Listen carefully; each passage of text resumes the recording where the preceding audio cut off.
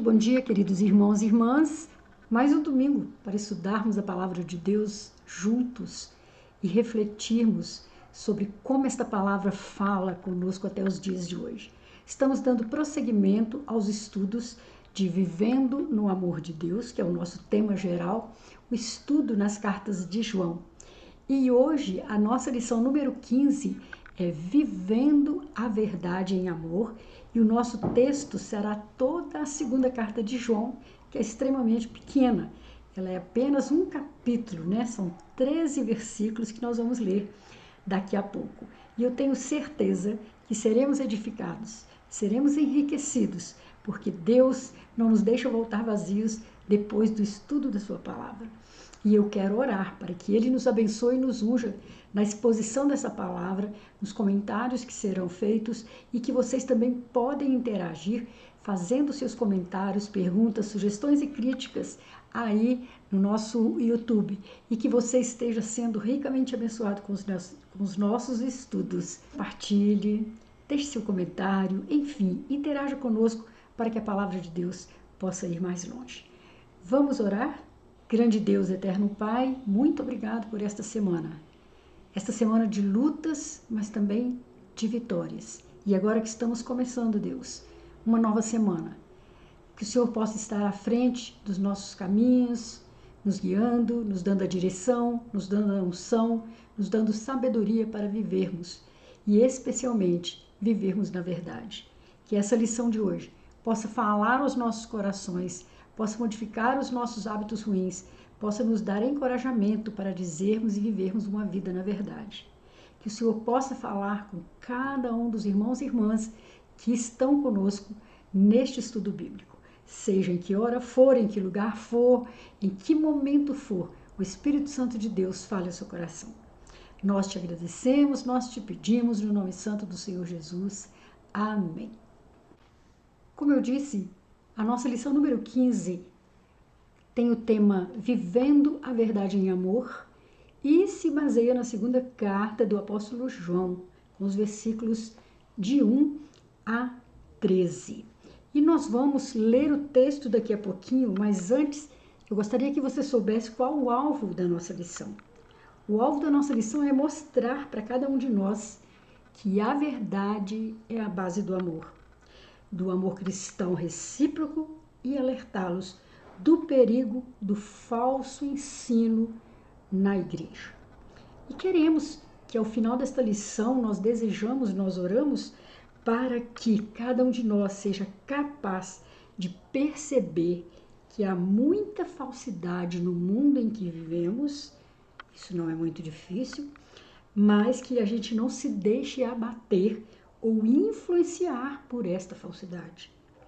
E que nos leve a agir, a praticar a verdade, o amor e as verdades bíblicas.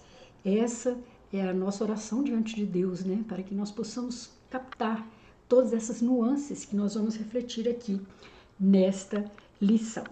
E nós vamos então passar a leitura do nosso texto básico de hoje, que é a segunda carta de João, 1 a 13.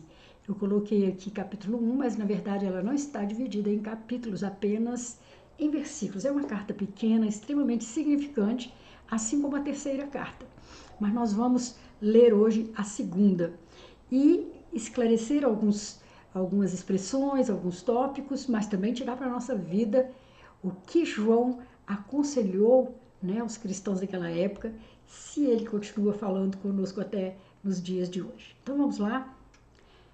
O presbítero, à senhora eleita e aos seus filhos, a quem eu amo na verdade, e não somente eu, mas também todos os que conhecem a verdade. Por causa da verdade que permanece em nós e conosco estará para sempre. A graça e a misericórdia e a paz da parte de Deus Pai e de Jesus Cristo, Filho do Pai, serão conosco em verdade e em amor. Fiquei sobremodo alegre em ter encontrado dentre os teus filhos os que andam na verdade, de acordo com o mandamento que recebemos da parte do Pai. E agora, Senhora, peço-te, não como se escrevesse mandamento novo, senão o que tivemos desde o princípio, que nos amemos uns aos outros. E o amor é este, que andemos segundo os seus mandamentos. Este mandamento, como ouvistes desde o princípio, é que andeis nesse amor. Porque muitos enganadores têm saído pelo mundo fora, os quais não confessam Jesus Cristo vindo em carne. Assim é o enganador e o anticristo. Acautelai-vos para não perderdes aquilo que temos realizado com esforço, mas para receberdes completo galardão. Todo aquele que ultrapassa a doutrina de Cristo e nela não permanece, não tem Deus. O que permanece na doutrina, esse tem tanto o Pai como o Filho. Se alguém vem ter convosco e não traz essa doutrina, não o recebais em casa, nem lhe deis as boas-vindas, pois quem o saúda torna-se participante das suas obras malignas. Tenho muito que lhes escrever, mas não é meu propósito fazê-lo com papel e tinta. Em vez disso, espero visitá-los e falar com vocês face a face, para que a nossa alegria seja completa. Os filhos da sua irmã eleita lhe enviam saudações. Amém. Destacamos um versículo em Efésios, do capítulo 4, o versículo 15, nesta carta do apóstolo Paulo aos irmãos em Éfeso. Antes, seguindo a verdade em amor, cresçamos em tudo naquele que é a cabeça, Cristo. Então, que o Senhor Deus possa realmente nos abençoar durante toda a explanação desta lição e falar conosco. Amém. Queridos, conciliar as verdades do Evangelho com a fraternidade cristã é a proposta do autor da segunda epístola. Ela apresenta o essencial para o andar cristão numa época em que muitos sedutores, muitos enganadores têm saído pelo mundo afora, como nós lemos no versículo 7, falsificando o verdadeiro evangelho de Jesus Cristo com outros ensinos e trazendo doutrinas estranhas e incoerentes com as já apresentadas pelos apóstolos do Senhor Jesus. Essa é a principal preocupação desta carta do apóstolo João. E eu creio que está bem dentro daquilo que nós estamos vivenciando hoje, né? Que são momentos de falsificação, barateamento do evangelho, distorções, e muitas vezes as pessoas estão sendo seduzidas por doutrinas que não fazem parte, que não condizem com o evangelho de Jesus Cristo e não procuram a verdade. Então, queridos, vocês vão notar na exposição dessa lição, na reflexão que nós vamos fazer, que interessante essa pequena cartinha vai falar conosco quanta coisa maravilhosa ela tem para nos dizer. E para começar, nós vamos ver a saudação. O presbítero, a senhora eleita e aos seus filhos, a quem eu amo na verdade, e não somente eu, mas também todos que conhecem a verdade. Aqui nós trazemos já alguns questionamentos, né? Porque ficou meio que impessoal para nós a saudação e o autor desta carta.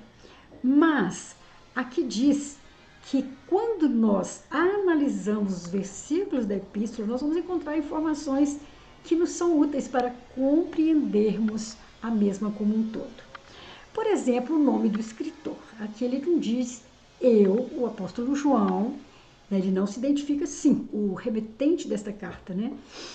Então, de acordo com o costume epistolar grego, o autor começa a sua carta se apresentando. Todavia, ele não emprega, como eu disse, o seu próprio nome, como nas epístolas paulinas. Ele se apresenta tão somente com o título de O Presbítero. E esse mesmo título vai ser usado na terceira carta.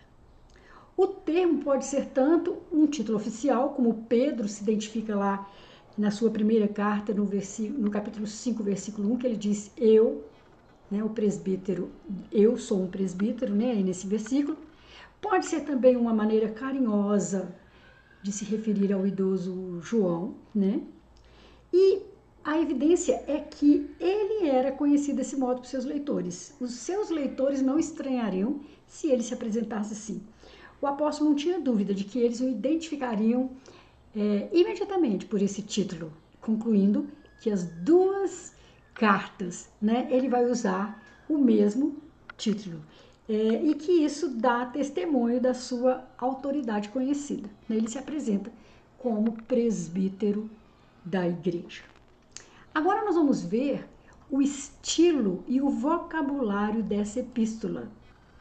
Você pode lê-la inteirinha assim que terminar esse estudo, para você rever os pontos que nós estamos dizendo aqui e conferir, né, e se tornar ainda mais entendido. A epístola ela tem o estilo e o vocabulário semelhantes à primeira carta de João e também ao evangelho do apóstolo João. O falso ensino de que fala o 2 João 7 é semelhante ao de 1 João 4, de 1 a 3. Se você for comparar, eles estão falando a mesma coisa. Pela semelhança de estilo e de assunto, nós concluímos que as duas cartas foram escritas na mesma ocasião e com referência aos mesmos problemas. Agora, quem são esses a quem João está destinando sua carta? Quem são essas pessoas? Quem é esta senhora eleita? Né? O manual bíblico Vida Nova, ele apresenta duas possibilidades que eu achei muito interessantes. Primeiro, o apóstolo João pode, de fato, estar escrevendo a uma amiga pessoal. João escreveu a senhora eleita e seus filhos, como ele menciona aí no verso 1. Isso pode ser referência a uma amiga pessoal do apóstolo, né? E alguns estudiosos apontaram para o uso de senhora, né, nos versículos 1 e 5, e para a descrição de seus filhos, no versículo 1 e 4, como indícios de que o termo é aplicado a uma pessoa. Alguns chegaram até a dar nome a esta senhora, Kyria, que é uma palavra grega traduzida por senhora. No entanto, outros têm uma interpretação diferente. Os estudiosos dizem que se trata de uma igreja local. Outra interpretação mais provável, né, considera essa senhora e seus filhos a personificação de uma igreja local e de seus membros. A palavra grega equivalente à igreja é do gênero feminino, então tal gênero é normalmente usado quando se fala da igreja. Uma igreja também teria mais provavelmente a reputação de andar na verdade do que uma família em especial. Então, no versículo 4 ele diz: muito me alegrei por ter achado entre teus filhos uns que andam na verdade, conforme o mandamento que temos recebido do Pai. Então, que coisa interessante, né? Alguns podem entender que o apóstolo João estava se referindo apenas a uma pessoa e seus filhos, a uma senhora e seus filhos. E outros, dos quais a maioria entende essa interpretação, é que a senhora está se referindo à igreja e seus filhos aos membros daquela igreja. Porque também nós não podemos esquecer, né? Essas epístolas, elas eram distribuídas em momentos de grande perseguição da igreja pelo Império Romano. Estamos ainda no 1º século, né? Então, as coisas ainda não são fáceis, as coisas ainda não são assumidas publicamente com facilidade. E ele poderia usar esse artifício, né, de se dirigir à igreja como a senhora eleita. Qual seria, então, a chave do ensino desta epístola? A chave do ensino da epístola é a expressão "a verdade", pela qual João se refere ao conjunto de toda a verdade revelada. A característica que unia João aos seus leitores era o amor comum pela verdade. A graça que ele cita aí indica a salvação proporcionada por Deus, e a dádiva da misericórdia de Deus demonstra a profunda necessidade que os homens têm desta graça. E paz é uma descrição do caráter da salvação. Então, versículo 3 ele diz: estejam convosco na verdade e no amor. Graça, misericórdia e paz da parte de Deus Pai e de Jesus Cristo, Filho do Pai. Que interessante, né? Uma carta tão pequena, 13 versículos, falando de algo tão profundo. Como seria então a vida desta comunidade a que João está destinando a sua carta? O propósito prático da mensagem de João é mostrado nos versículos de 4 a 11, quando ele se relaciona tanto com a vida interna da comunidade local, ele conhece aquela comunidade, ele teve a alegria de encontrar membros daquela comunidade, como conhece o perigo doutrinário que os ameaça de fora. Os dois assuntos estão intimamente ligados e nós podemos defini-los com a seguinte proposta. Primeiro, o nosso amor aos outros não deve minar a nossa lealdade à verdade. É bem provável que João tenha se encontrado com alguns membros da igreja, como ele fala no versículo 4. E a conduta deles era tão impecável que impressionou o apóstolo. Mas João sabia que nem todos os membros estavam vivendo coerentemente. Então, daí que vem a exortação, né? Muito me alegrei por ter achado entre teus filhos alguns que andam na verdade. Por isso, aquele encontro o levou a fazer um único pedido: amem uns aos outros, mas fiquem firmes na verdade. Isso nos leva a pensar na relação entre amor e obediência. Se amamos a Deus, haveremos de obedecê-lo. Nosso amor por Ele se expressa na nossa obediência. Então, em Efésios 4,15 diz: mas pela prática sincera da caridade, do amor, cresçamos em todos os sentidos naquele que é a cabeça, Cristo. Os que andam na verdade precisam ser exortados a amarem-se uns aos outros. O nosso amor amolece se ele não for fortalecido na verdade. E a nossa verdade endurece se não for suavizada pelo amor. Olha que profundo, que interessante, né? E nós vamos ver mais adiante, vamos, como se diz, esmiuçar um pouco mais esta profundidade. A comunidade cristã ela deve ser caracterizada igualmente, tanto pelo amor quanto pela verdade. Devemos evitar a perigosa tendência para o extremo. Nisto consiste o amor, que vivamos seguindo os seus mandamentos. É este o mandamento que temos ouvido desde o princípio e segundo o qual deveis viver. O amor, ele não deve ser tão cego que ignore as opiniões e a conduta dos outros. A verdade não deve tornar discriminativo o nosso amor. João não vê incoerência nenhuma em acrescentar ao seu pedido, que permaneçam firmes na verdade, para amarmos uns aos outros. E ele diz: e agora rogo-te, Senhora, não como quem escreve um novo mandamento, mas sim o que tivemos desde o princípio, que nos amemos uns aos outros. Uma clara instrução acerca da recusa de companheirismo aos falsos mestres que são enganadores e anticristo, palavras de John Stott. O nosso amor à verdade não nos impede de confrontar aqueles que negam a encarnação de Jesus. A grande ameaça, o grande perigo daquela época era isso. A heresia desses mestres era que eles não confessavam Jesus Cristo vindo em carne. Eles não proclamam Jesus Cristo que se encarnou. Aquele que nega a encarnação não é apenas um enganador e um anticristo, mas o enganador e o anticristo. E eu fui atrás de pesquisar sobre isso um pouco mais, da importância de se crer na encarnação de Cristo. Crer na encarnação de Cristo é fundamental. É Deus que se fez homem, se fez pessoa, porque sem ela, a redenção e a reconciliação do homem com Deus não seriam possíveis na perspectiva cristã. A crença de que Deus se tornou homem é a base da fé cristã, pois significa que Jesus é tanto divino quanto humano. E isso é o que possibilita a salvação, a compaixão de Cristo e a reconciliação da humanidade com Deus. Então esse ponto é fundamental. Se nós encontramos alguém que não crê assim, nós temos que ter convicção para confrontá-lo ou para não aceitar esse tipo de doutrina. No site Estilo Adoração, eu encontrei uma explicação muito interessante. A declaração, o verbo se fez carne e habitou entre nós, que são palavras do apóstolo João lá no início do seu evangelho, significa uma afirmação a respeito da encarnação divina. Essa frase expressa o princípio de que aquele que é eterno foi conformado no tempo.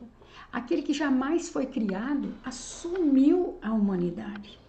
O infinito tornou-se finito. E por mais que a nossa mente não consiga explorar plenamente a profundidade de tudo isso, a verdade é que Deus foi visto em carne e osso, habitando entre os homens.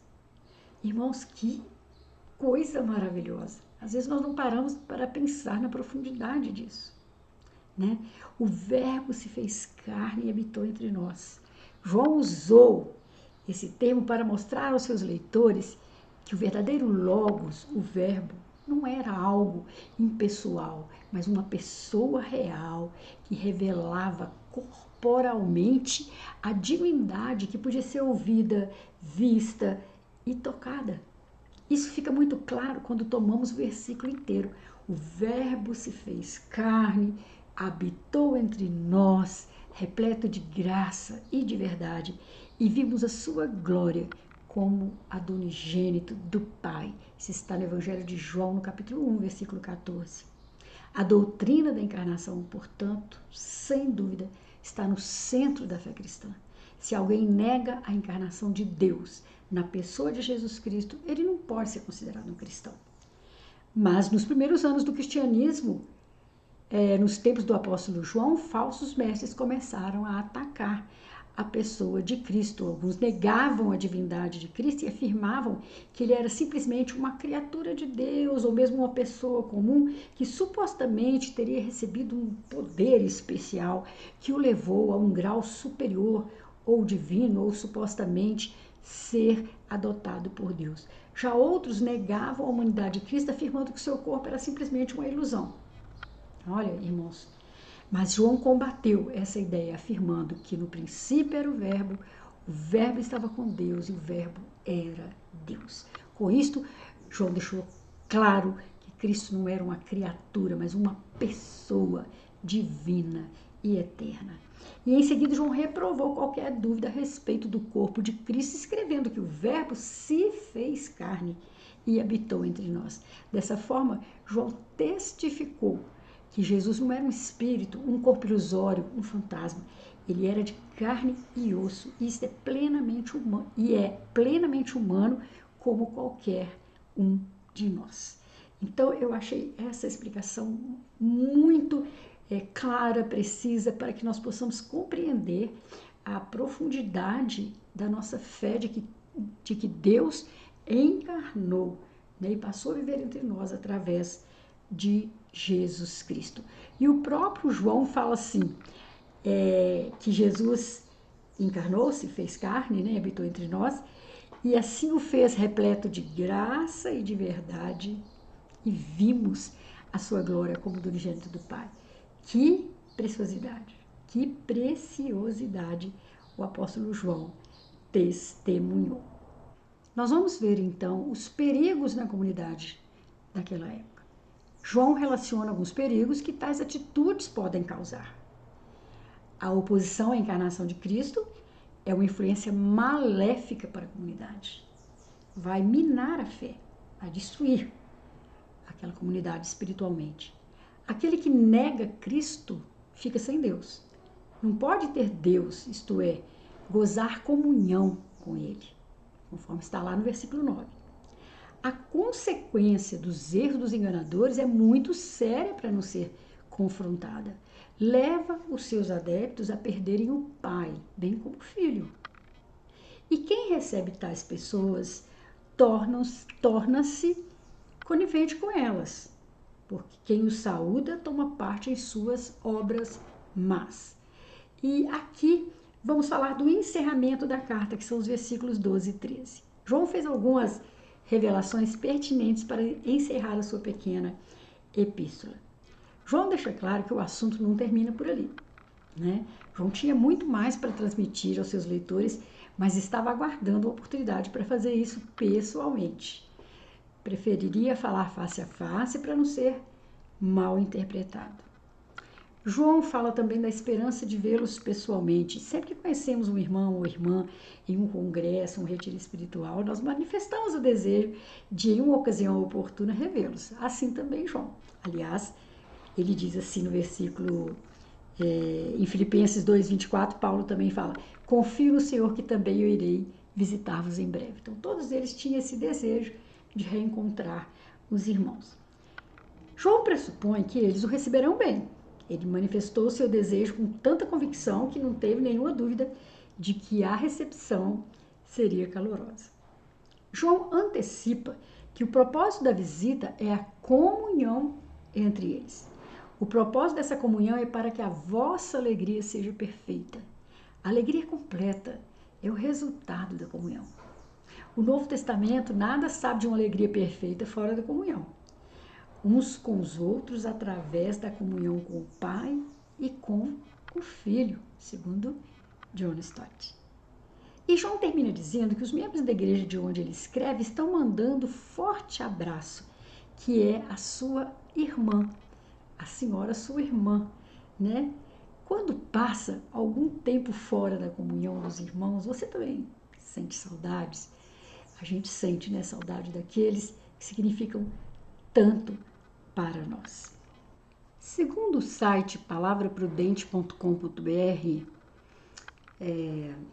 explorando o tema da teologia, doutrina, falando a verdade em amor, nós encontramos o pensamento de Warren Wiersbe, que diz: a verdade sem amor é brutal e o amor sem a verdade é hipocrisia.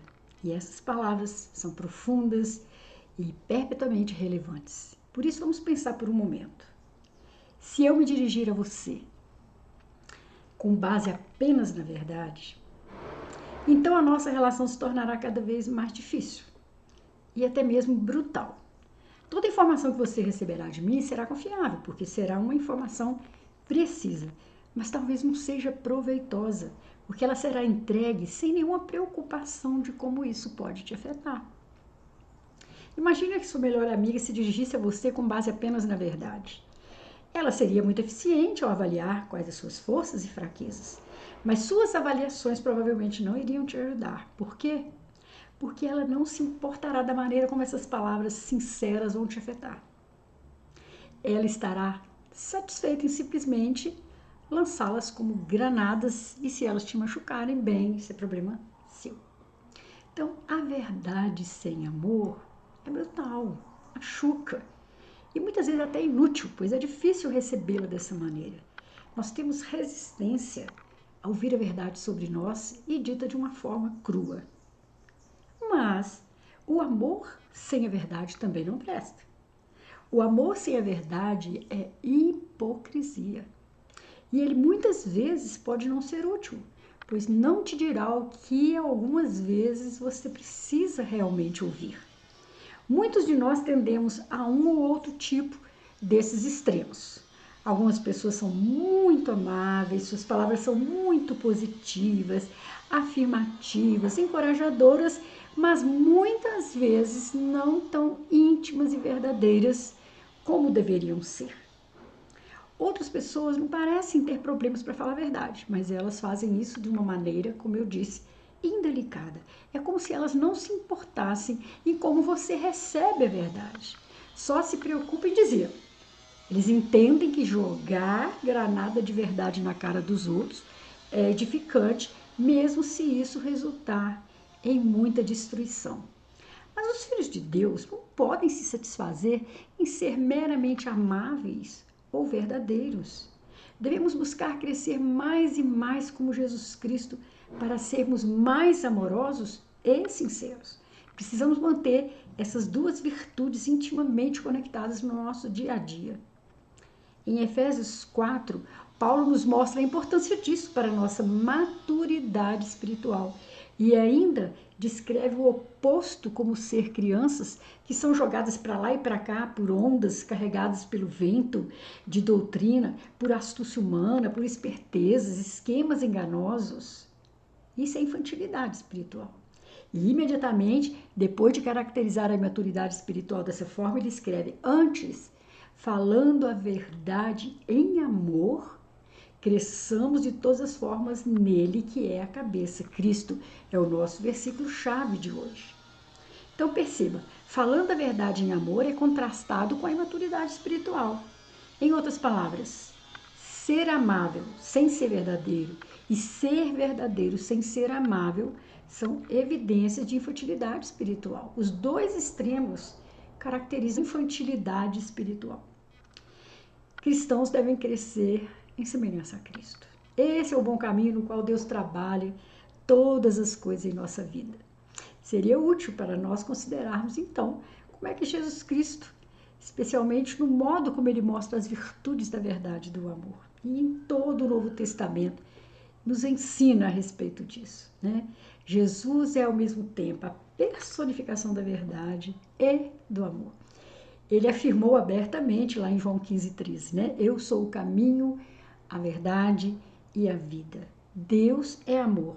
Sendo o homem Deus, Jesus é o próprio amor, né? E nós vamos ver isso nos diversos encontros com personalidades na Bíblia, de como Jesus falava as verdades, mas de tal forma que as pessoas compreendiam onde ele queria chegar, com tanto amor, né, que eles compreendiam que ele estava sendo sincero, que ele estava dizendo uma grande verdade, mas aquela ternura ao passar isso, né, fazia com que a pessoa aceitasse, compreendesse o seu ensinamento. Então, o segredo para crescer em verdade e amor é crescer em Cristo, é conhecê-lo mais de perto, é confiar nele e amá-lo mais profundamente.